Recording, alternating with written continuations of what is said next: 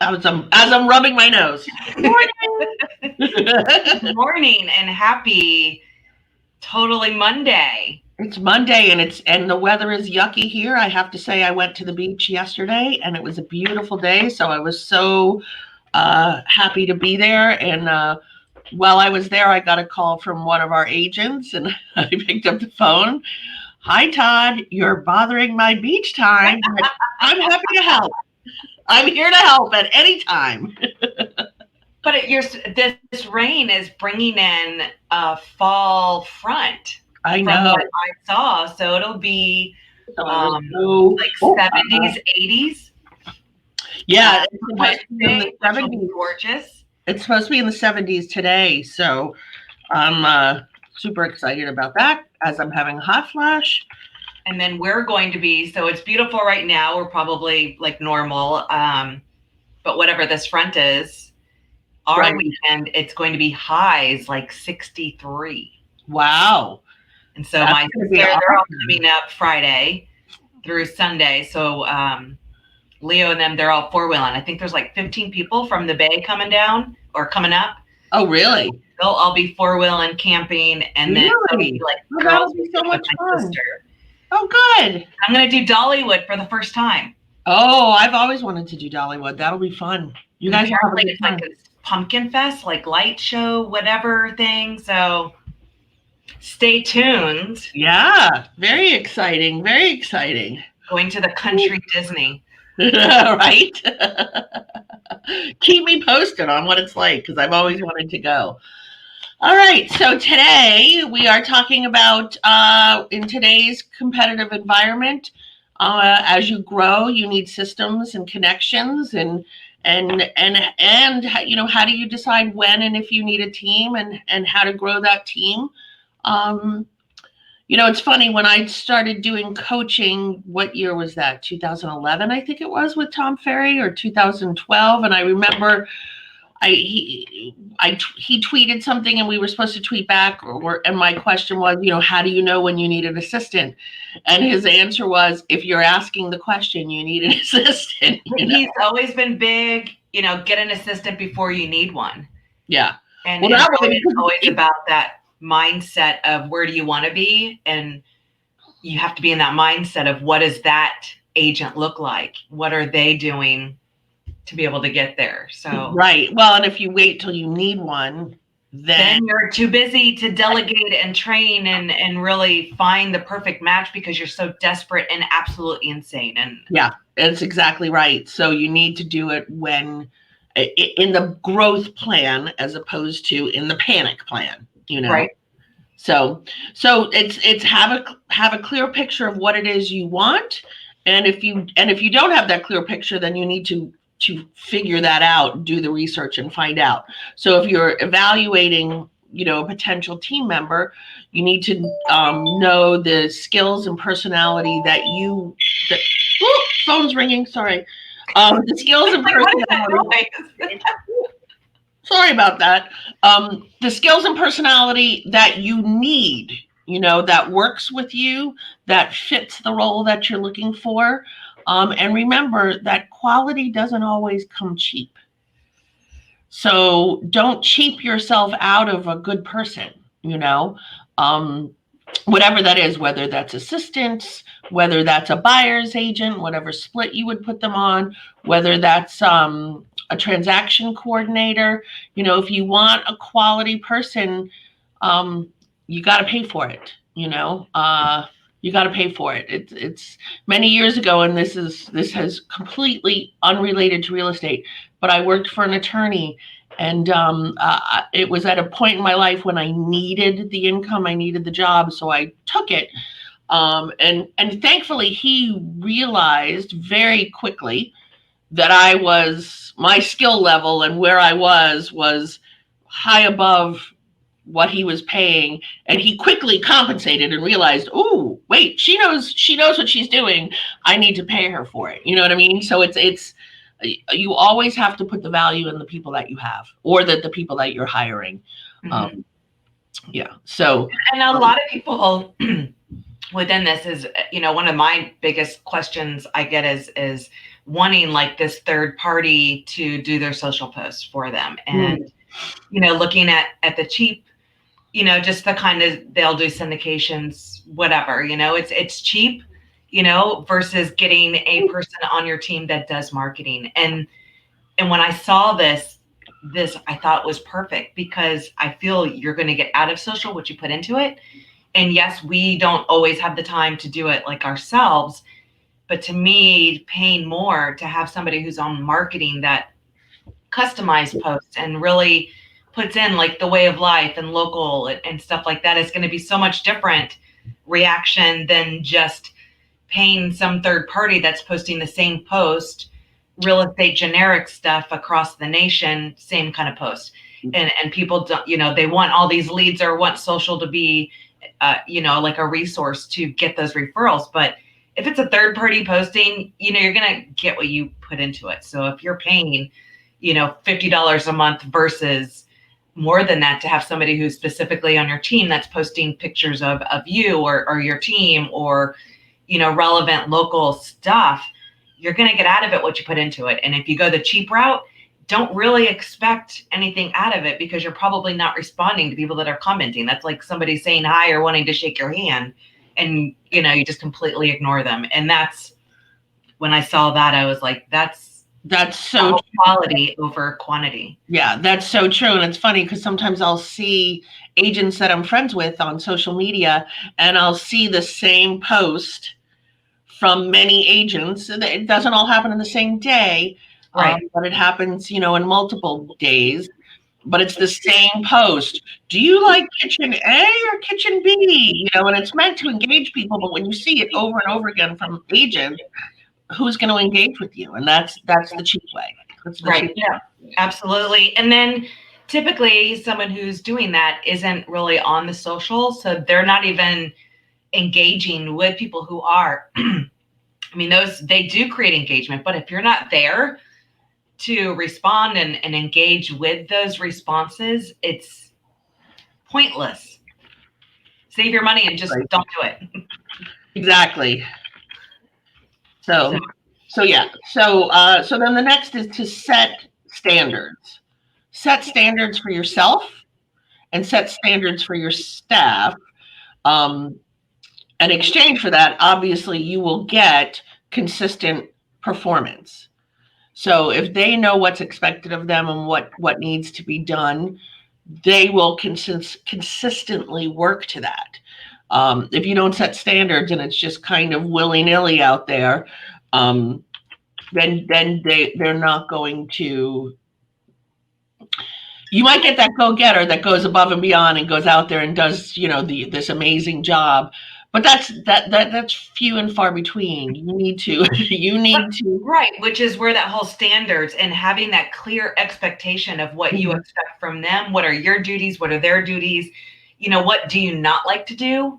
Find somebody who's strong in that. But I think having those standards and having that that vision and expectations, it'll make it so much clearer for what everyone is supposed to do, so that it becomes that full circle of what everyone's duties are. But only the leader can really do that. Right. So that's the other reason to not wait until it's panic time, because if you have clear plans and a clear vision and standards for what's expected, and you have that laid out in advance, and there's so many resources out there to help you with that, whatever there's different coaches out there. There's different stuff within our own Elite U where we've posted information on team building, etc. That you can, if you need the help, it's there. You just need to, here's the word of the 21st century. Google that stuff. Yeah. I was on something last week. And it might have been Tom Ferry. And if it wasn't Tom Ferry, it was Gary Vaynerchuk. And it was when he was on Good Morning America. So he was live on Good Morning America. So I was super excited to see that. and somebody asked him a question, and I honestly don't remember what the question was, but his answer was, dude, Google that.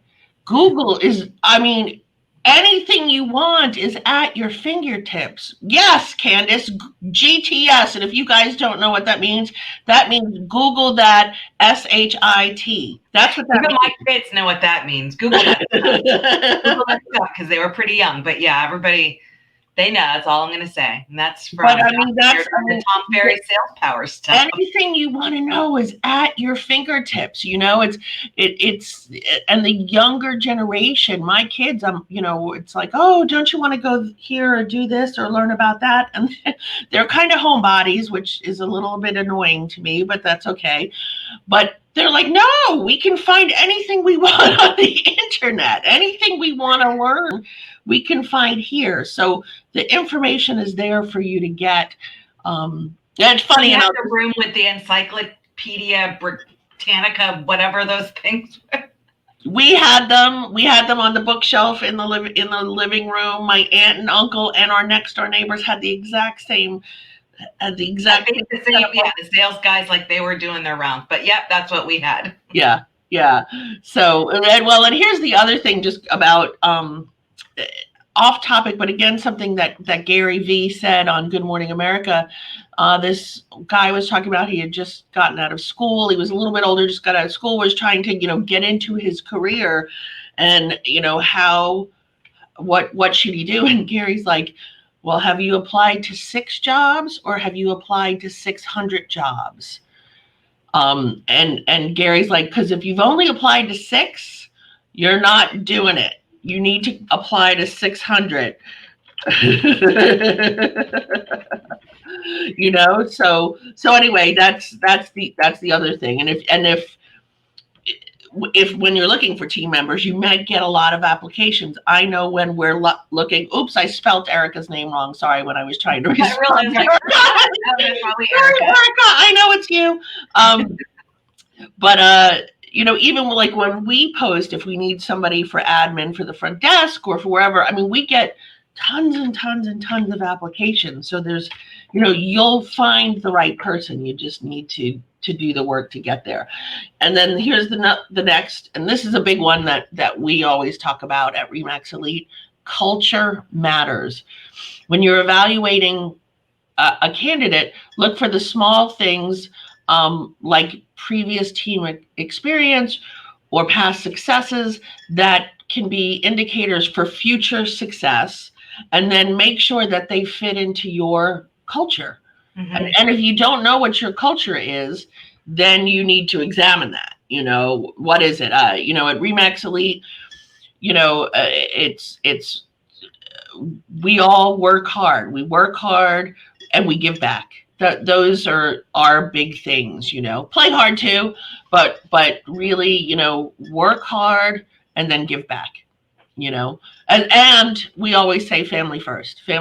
So if that's what your culture is within your team, you want to find people that have the same thoughts and goals as you do. You want to have somebody that's going to strengthen that culture, not the energy sucking vampire or anything like that. And I think when you are meeting with these people, you have to kind of trust that gut instinct that you have to know, like, is this person going to be that good fit?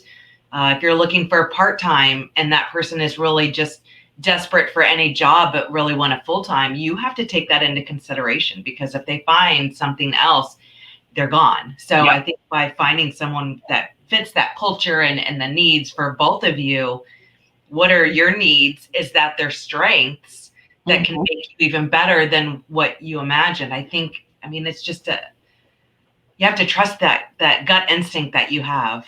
Yeah, sure. For sure. And then focus on the big things.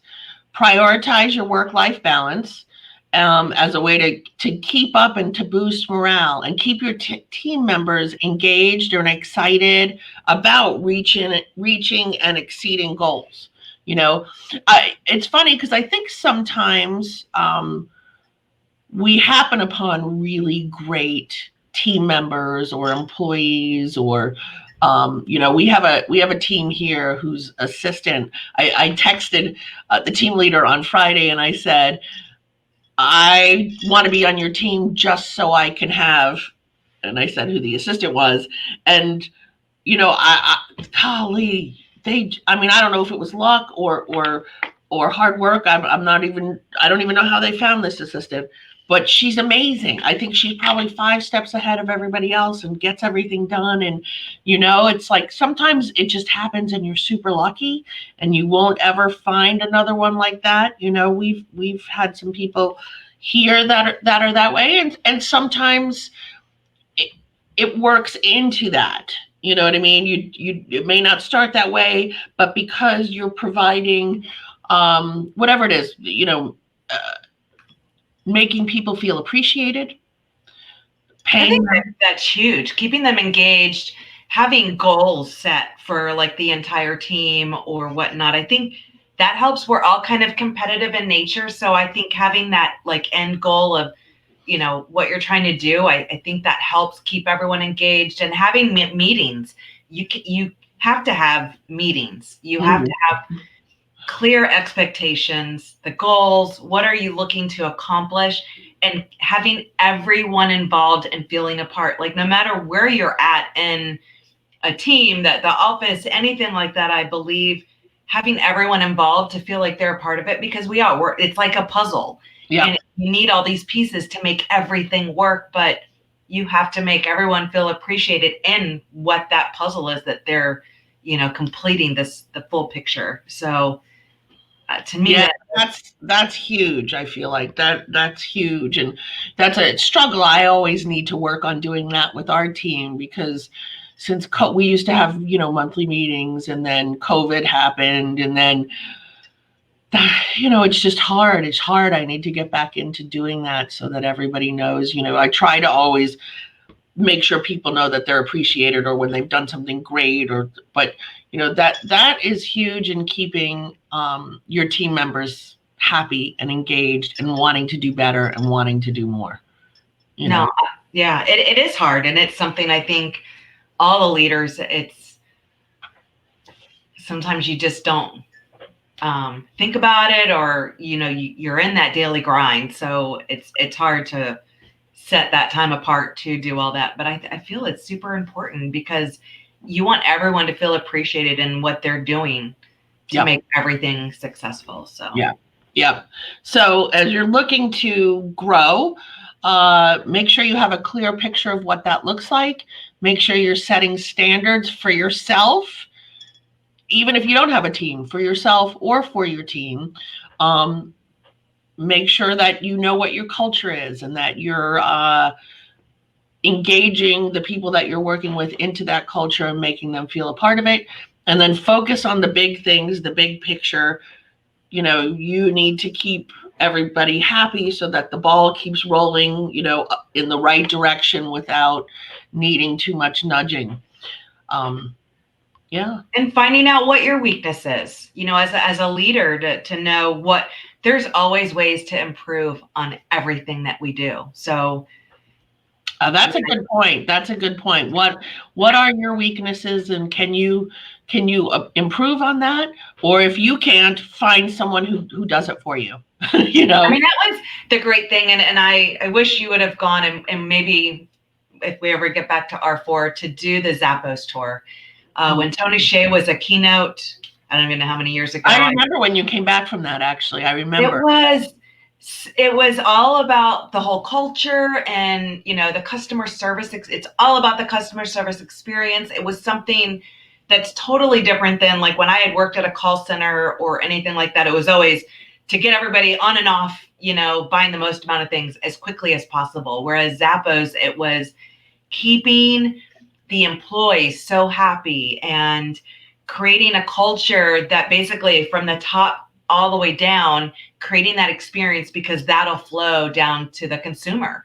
Well, and you get awards for the most amount of time you're on the phone with somebody. And I think 8 hours, like a full workday, was their record, because they watched all these movies to find the right shoes for a wedding or whatever. Right. But it was just such an amazing outlook. it was completely different than anything that I had ever really been brought up in. And when I did not work at a call center very long, I think I just called the same number who didn't answer it. Go home and never come back. But I mean, it's great. They train everybody on every single position, because I mean, Tony Shea will be answering the phones during Christmas, and then they offer to pay you money to leave the company after your 90 days. It was just, I mean, people are there because they absolutely want to be there. And I think that's just such, I mean, it was a free tour. If you're ever in Vegas, to be able to tour that or read his book, Happiness Something, I'm sure it's behind me somewhere, but what an incredible book and a different outlook. And definitely it's all about that culture and creating the consumer experience, but that all flows from the top and the leadership. Well, and so when we're talking about, you know, keeping your client or happy, how did you say that again? 'Cause the experience as a team leader, we're not necessarily talking about your clients that are buying houses. We're talking about the people that are working for you. Because if they're happy, it just flows through. That energy will flow through. If somebody's not happy with what they're doing, they're probably distracted because they're looking for somewhere else to work or whatever. Right. So I think from the top down, I mean, you can't really hide that kind of energy and passion when you believe in something and you're a part of something bigger. And I think that just flows straight from the top. Yep. I think you're right. Which is a good reminder, because I came in this morning feeling a little, I don't know if it's because of the weather, it's yucky outside, or just tired, or, you know, we're over this whole pandemic and it's wearing on me, you know, and hopefully, you know, I don't know. But so weekly activity, each day give someone around you a compliment for something that they do, and make it be genuine. Don't just do it because we're telling you to give compliments. I mean, it has to be genuine.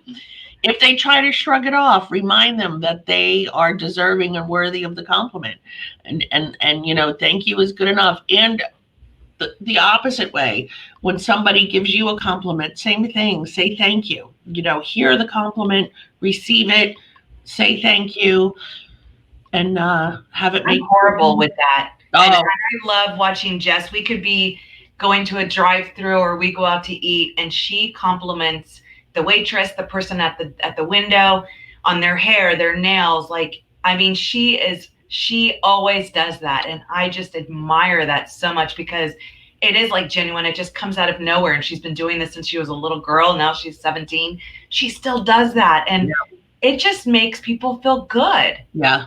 Yeah. And I wish I could do more of that. I know I'm horrible when someone, I mean, I just get embarrassed, like, stop, like, enough, like, don't do it. Like, right. And that goes with like the words of wisdom is really, it's the random acts of kindness. It's the unexpected that people are going to remember the most.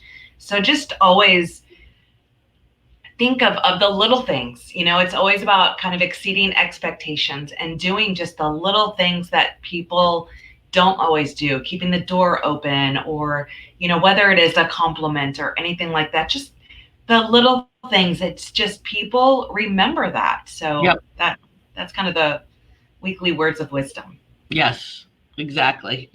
So that's it. So here's the thing. If you're thinking you might need to grow and you might need a team, start putting that plan on paper now. And yeah, I mean, and it's not even something that could be, you need it in 3 months or by January. It could be, you could be newer and know that that's your 5-year goal, and really just start writing out that plan. What would that look like? What are your weaknesses? What does somebody else have that, you know, what kind of a teammate do you need to make everything, you know, stronger? And what do you hate doing? What is like the least, you know, the whole, you know, you've got your contract management system, or, you know, the newsletters, or whatever it is. What do you not like to do? Because that's what you would delegate to somebody who that is their strength. And you could be working on this plan. It could be a 5-year goal.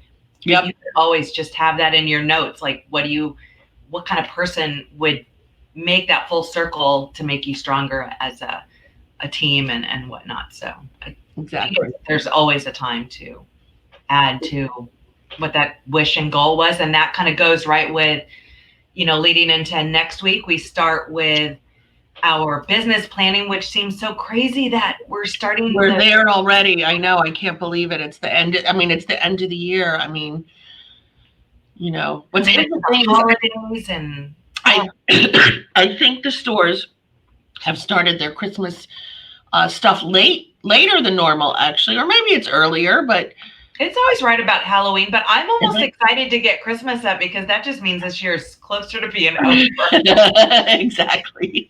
I'm ready for that.